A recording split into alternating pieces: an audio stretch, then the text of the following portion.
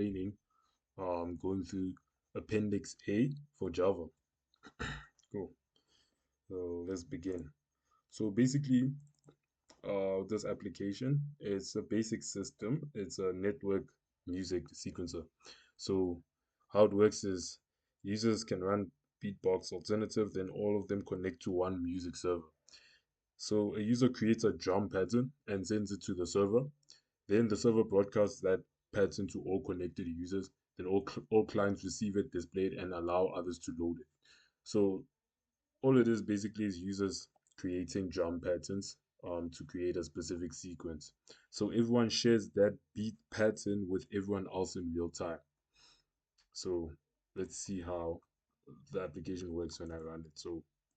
Uh,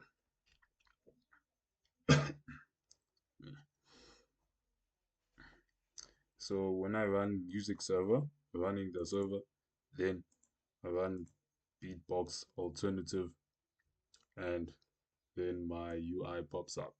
So in order to create a beat sequence, I just select different what's this? Select different boxes, and then it creates a whole music sequence. Then when I click start, sequence, and what I can do as well is I can send that sequence, and when I send it, it shows the person that sent it over here. Um, so yeah, and it saves this specific music sequence. So yeah.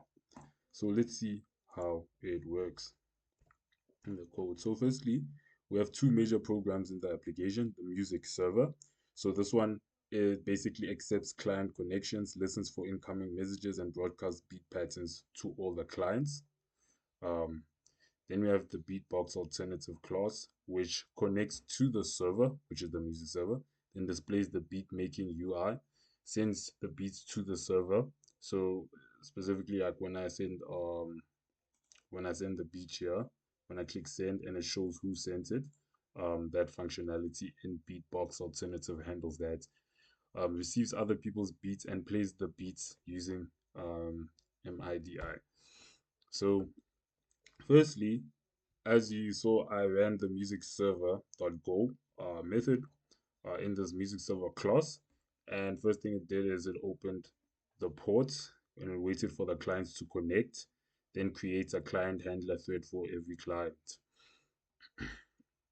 So let's see how the music server class works. So basically, this class firstly has this array list. This list is called client output streams. It just holds the output streams for all connected clients, right? Then the main method that runs in order to run the server, to start the server. Then I have this public void go method, which just starts the server initially and accepts client connections and creates a new thread for each client that connects. You can see here the server socket is runs on this specific port. Then we have this tell everyone method. This is just sending a message to a beat sequence to all connected clients. Then here we have declared the client handler class and it implements the runnable interface. So this class is handling reading data from a single client and runs on its own thread. Then we have the client handler method over here. It's going to input stream to receive objects from the specific client. Then here, simply again, we have this run method. This is going to continuously read two objects from the client, the username and the chat message, and the beat pattern, then broadcast them to everyone. So that's what the music server class does. Then we have the beatbox alternative class. When we run this, we run the startup method. So initially what it does is it connects to a specific port and then it creates the object output object for sending data, then the object input stream for receiving data, and starts a background thread and sets up the UI as well. So uh, So this is the beatbox alternative class. Firstly, it has this variable number of beats, which initially holds the 16 beats per instrument. Then this instrument variable or list holds a list of all the instruments. We have this tree map over here, which is holding the instrument checkboxes. Messages is listing a list to show incoming messages. Then the field for user messages is saved in user message class variable. Then we have the counter for message numbering. This holds the username. We have incoming messages saved as a vector. Um, this is the object output stream to send data to the server. Then the input stream to receive data from the server. Then we have a hash map um, to map other user sequences.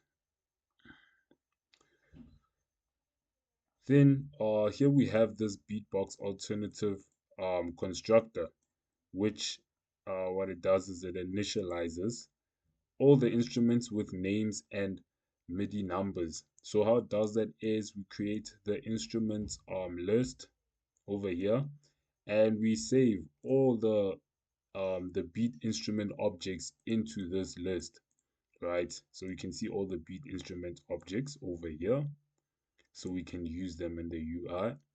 Um, that's saved into the instruments list over here, and it's initialized by this constructor. Then um, here we have the startup method that just connects to the server and builds the UI. This here initially builds the UI wall. So then we have this build track and start method. It's going to build the track from checkboxes and start the sequencer initially.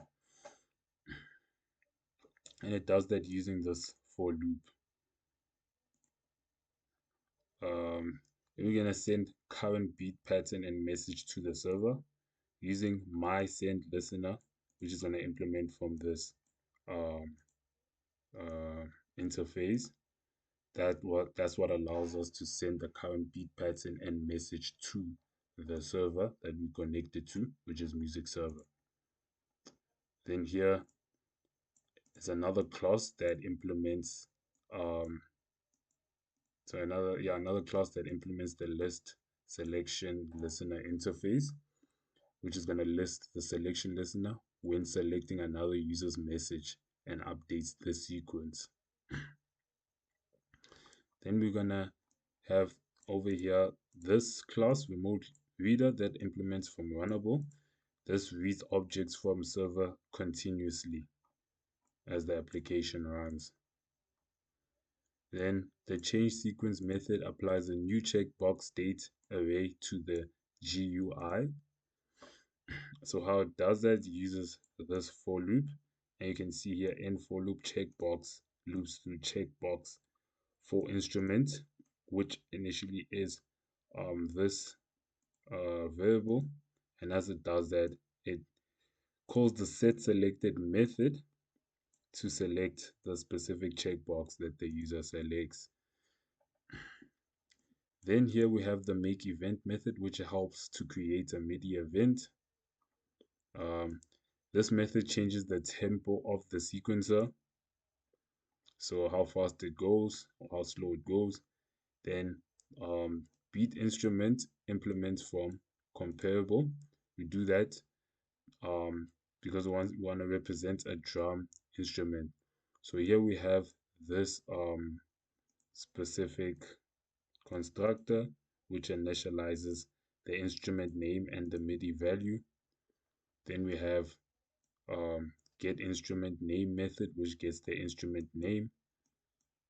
This gets the MIDI value using the get MIDI value. So those are getters, and then this compare to method is what will allow us to compare the instrument name um, that is saved in the specific array to the instrument name that the user selects. So yeah, that's basically how the application works, the beatbox application. But lastly, we have here this beatbox final clause. Um, so yeah, this clause has incoming list over here, which holds the list of messages from the server, user message, which has the text area for user's message. This array holds the checkboxes for the beat grid. So all the grids on the beat, this is what holds those checkboxes. Then here we've declared data structures for incoming messages and other users' beat sequences. This holds the username, this holds the next number. Um, Over here, we have instrument information. So this holds all the instrument names. So as strings, so it holds all the instrument names over here. So you can see all of the instrument names. And then here, this variable is gonna hold. So this array is gonna hold all the instruments essentially as integers. Um, then this is just to start up uh, the server, build the UI.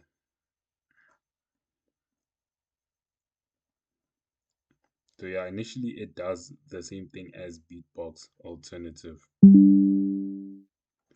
So here is where what allows us to send the message, to send the beat pattern to the server, right? So when I send a message and send it, this gets sent to the server. So that's what that method does. Um, and this run method reads the objects from the server continuously. Cool. So yeah, that's basically how this beatbox application works in Appendix A. Cool.